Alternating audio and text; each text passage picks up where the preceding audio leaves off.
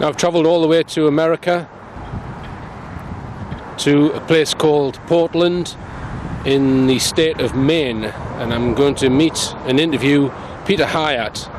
Peter Hyatt is an expert on statement analysis, and he actually gives lectures and teaches people how to analyse witness statements. And we're going to be discussing the Madeleine McCann case.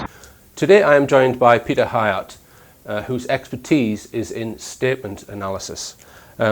Peter, can you just tell us, how did you become interested in statement analysis?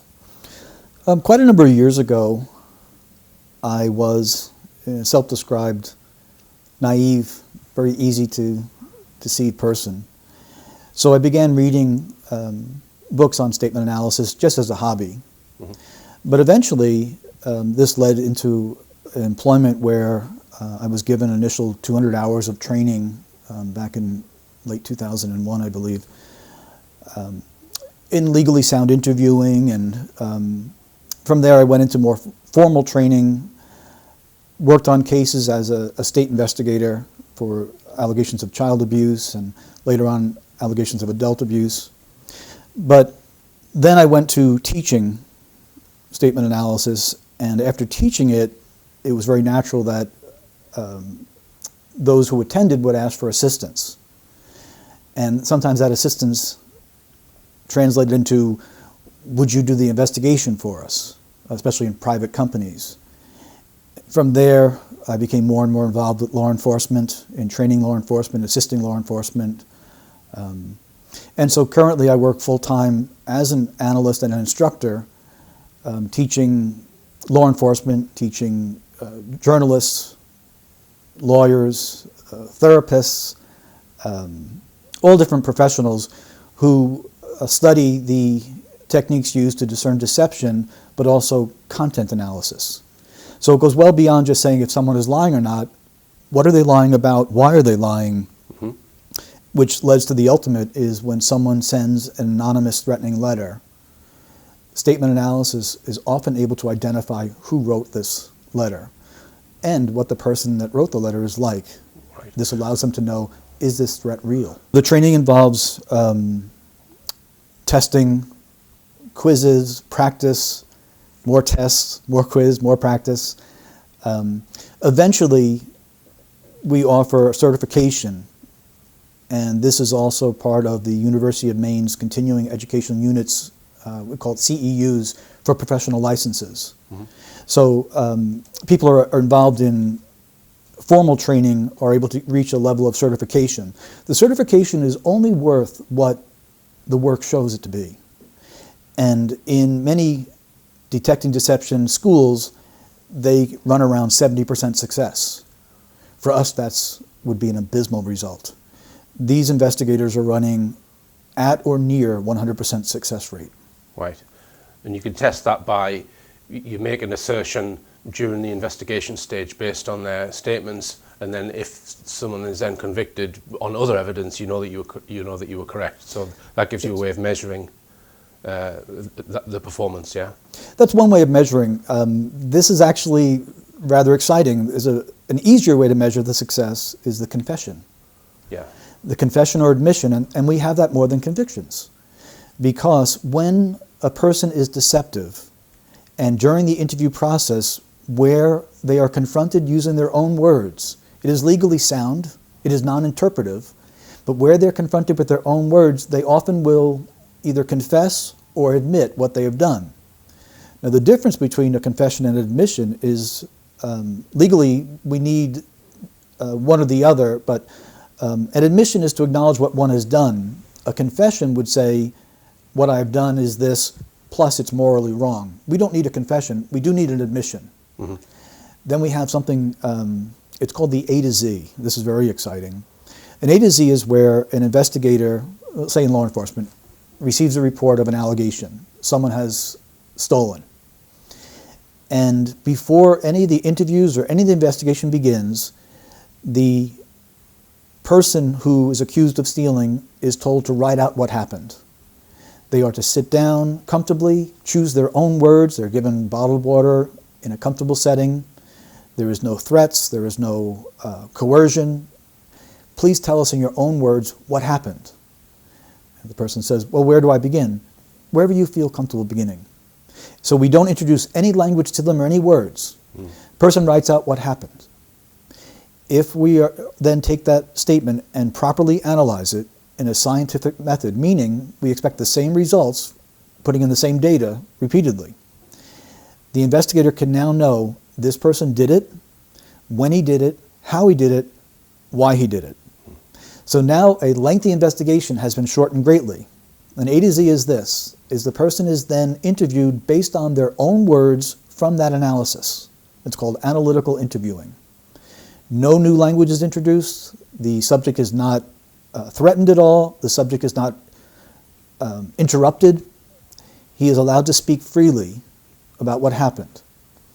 When he reaches a point where he is caught by his own words, he often will admit what he did. When he admits what he has done, the investigator then takes the analysis, hands it to him, and says, review this for me. And there's often this type of unity between the investigator and the now suspect, where the suspect shares, oh, your analysis was correct here. Yeah, you're right. I did hide the gun there, and able to go through it. That investigator is now filled with resolve and confidence that he takes into other investigations. So it is fantastic traction for their careers. It's a strength for truth, and it becomes a lesson like no other. The expression, giving someone enough rope to hang themselves, comes to mind. That would be a good way of using it. They made their own rope with their own words. We didn't hand it to them in that sense. So it's legally sound. Right. And obviously the police have the benefit of being able to put someone in that position and not force them to be questioned, but request them to do that. But certain cases that have been high profile in the media, we don't always get that. We don't always get the luxury to be able to put a subject in an interview type situation to write out their version of events. We go by snippets that have come out in the media, and we are going to come on to a case shortly. Can you recall what the first case you looked at was? The first case that I worked for someone else, I've had success on my own, but the first case that I actually worked for someone else came after an instruction where there had been a theft, and local police had investigated the theft, but what they determined was that the company had too many employees that could have done it, and therefore they just closed it as unsolved. And the company had sent employees for training, and they asked if I could review their work, and then they eventually asked, could you take over for us? So I had all the employees write out what they did during their shift. I came back and said, here's the one that stole it, here's when he stole it, here's how he stole it. They asked if I would conduct the interview. I did, and he confessed. Right, very good. And have you got a rough figure as to how many cases you've looked at? Hundreds. It would be hard to tell, right, because it's most cases, I should say, at this point in my life, most cases I'm just assisting investigators. They're the ones doing the work. They're the ones that, and many of them are so good that they'll send me their analysis. That's an important thing. A good analyst never stands on his or her own footing. We always ask someone to check our work. Always a second set of eyes, at least. And so we have many now in training that other law enforcement is asking them for help now because they're so good at it. Right. They're driven for justice. And is your work ever used in court or by other professionals? Well, it's used in court routinely. Statement analysis, like the polygraph, is not admissible as evidence. What happens is during even a cross-examination, the trained investigator is using statement analysis as he goes into testimony. So for instance, an example of this is a man who was accused of murder, took the stand in his own defense. And this is an example of how a prosecutor used the statement analysis to a successful conclusion. The man had been accused of killing a 13-year-old little girl out in the woods. He had claimed that he was alone in the woods. So, and when he took the stand in his own defense, the prosecutor asked, well, tell us what happened and what happened next. Those are the two most powerful questions that we have. What happened next? It allows them to choose whatever they want to choose, and this is an important point. The average person has a vocabulary of about 20,000 words. When you ask someone what happened, They must go into that vocabulary, decide what words to use out of the 20,000, where to order them, what verb tenses to use, what pronouns to use, where to place each word next to each other to communicate in less than a microsecond of time. That is a process that, when disrupted by deception, we catch. This man said he was alone. I was sitting down admiring the deciduous trees when we were losing daylight, so I got up, and the prosecutor said, "Excuse me, you said we were losing daylight?" The pronoun we is instinctive and intuitive. It meant he was not alone.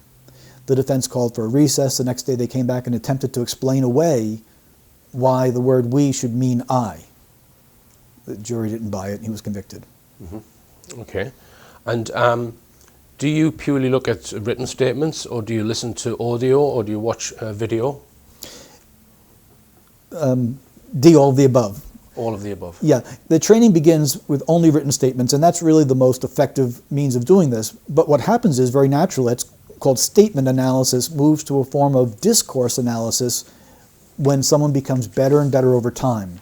Their listening skills improve, and they're able to analyze as they're speaking. Okay, and I've got a list here of some areas that perhaps can indicate deception. Do you want to mention some of it, Peter, before we analyse the interview that we're going to look at? Sure. So hesitation. Well, we look at a disruption. Now, some people naturally will hesitate as they speak, so we look for a pattern. If someone is suddenly hesitating, we want to know why. So we call this a sensitivity indicator, meaning, for example, if I ask you a question and you answer the question with a question, you're buying yourself some time. I know this is an important question. It doesn't necessarily mean that you're being deceptive, but you've sure caught my attention. Right, okay. And searching for the right words? Well, thoughtful people can do that, but when they are under a certain context, like in a missing child case, we want to know what is the relationship between the missing child and the subject speaking. If it is a very close relationship, we generally don't see someone pausing or searching just for the right words. They don't care. All they care about is the missing child. And diverting, avoiding questions? A common form of deception. All right. What about unnecessary expansion on certain subjects, like using woolly jargon and that kind of thing? Can that be a form of deception? Yes, as a matter of fact, it's one of the most important things we look at. When someone uses an unnecessary word, unnecessary phrase, unnecessary detail, we deem it as doubly important. Right. I'll give you a good example of that. When I go to the store, in order for me to go to a store, I have to leave where I am at.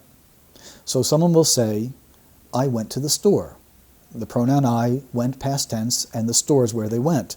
It is very likely, statistically, to be reliable. But if someone says, I left my house and went to the store, it's unnecessary to tell us that they left the house, because you can't get to the store unless you leave. So we know something happened at the house that you're not telling me.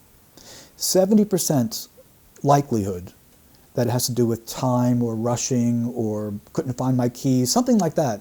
But 30% of the time, it's critically withheld information. Right. And what about distancing language, where you try and refer to a group rather than yourself? Yeah, there's a couple of different forms of distancing language, and we look at distancing language and flag it as such. I went Christmas shopping with Heather. I and Heather couldn't be any further apart in the sentence than I just made it. What caused the distancing? Did we have an argument? Did I not want to go shopping? I could have said, Heather and I went Christmas shopping, but I didn't. So I went Christmas shopping with Heather puts me and Heather far apart. Sometimes the distance is nothing more than geographical. Sometimes it is strongly psychological. In cases where we expect very closeness, like if an assault case, a missing person case. An assault case is very personal. The language should reflect that. When someone has something happen to them where their body space was invaded and they were harmed, there's a hormonal response that's always going to show itself in the language. So when someone says that they were assaulted and there's distancing language, we look for deception. Okay. And what about the use of the word would? I would have done instead of I did do. Sure. It's one of the things that deceptive people use, and here's why. I said before that the average person has 20,000 words in their vocabulary. A more intelligent person might have 25, even 30,000 words. And when you ask them what happened, they must go into their memory, and when experiential memory speaks, it is very smooth and it goes in chronological order.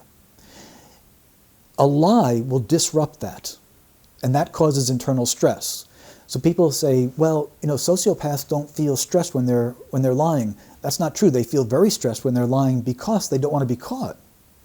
So to disrupt that process is very stressful, and those that are really good at lying will use a substitute of words.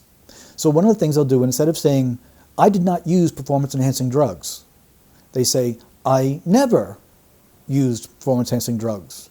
I would never. And what they're doing is they're actually distancing themselves from an actual denial. We saw this many years ago in Lance Armstrong, where he repeatedly used the word would never or never. In all the years that I watched his interviews, all the transcripts that I've seen, not once did he say, I didn't use performance-enhancing drugs. He avoided it. And what about qualifying words which change or weaken a statement? Tell us about that. Sure. It can be used appropriately, it can be used inappropriately. If I said to you, I locked my keys in the car, you can be confident that I know where my keys are, they're locked in the car. If I said to you, I think I locked my keys in the car, that's called a weak assertion because I'm not certain if they're there. I did not shoot that man is very different from saying, I don't think I shot the man. Yeah.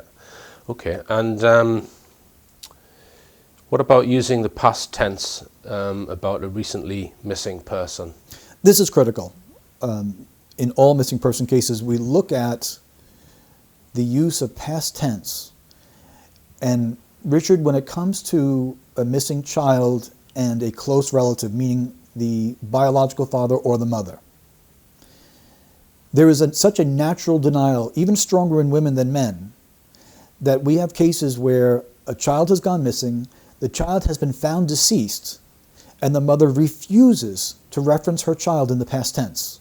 She just cannot accept it. So if a mother in particular, or a father, but especially a mother with the increased intensity of the bond, references her child in the past tense, we want to know something. We want to know why she thinks or believes the child is deceased. Because at times, even if the police tell them, we believe your child is dead, a mother will not accept that. So when a mother of a missing child speaks of the child in the past tense early on before the processing has taken place, she's giving us a strong indication that she may know more than she's saying. All right. And what about refusing a polygraph test? Can you read anything into that or not? Yes. John Walsh has become famous, unfortunately, for the tragedy that happened in his life here in America. And he advises people very publicly. And what I mean by very publicly is not just through his own website, but through every television appearance he does regarding missing children, is he says to the parents, take a polygraph immediately so the police can do their work and find your child. When someone refuses to take a polygraph, they have a reason to refuse it. And that's of great concern. Right. Okay. And tell us about the ratio of how much time people spend when they're telling a story at the beginning and the middle of it and an end, and what that might reveal. Sure. We actually measure the content of someone's account. And a truthful account will generally be broken down into 3 parts. If your child went missing, and I were to ask you questions about it, the most important thing to you is your child missing. That's what you're going to talk about. And so the bulk of your words are going to be focused on your child and what happened. You might introduce it saying, I went to dinner, and that's a short introduction, and then you talk about your child, and then afterwards you called 911, or you called police, or you called for assistance. but the bulk of your account is going to be found right in the middle. What happened to your child is the most important thing to you. Deceptive people who have guilty knowledge of what happened to their child don't want to talk about it because it causes internal stress. So they talk a great deal of time in what happened beforehand. That's